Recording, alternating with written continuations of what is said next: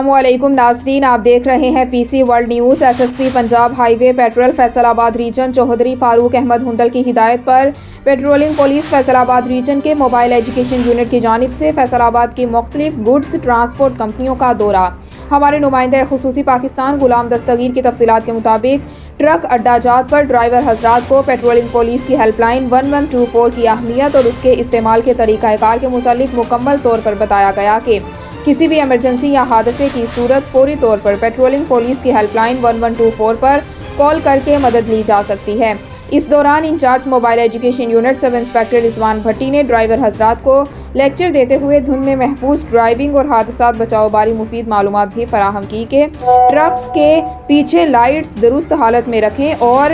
چمک پٹیوں کا استعمال لازمی رکھیں،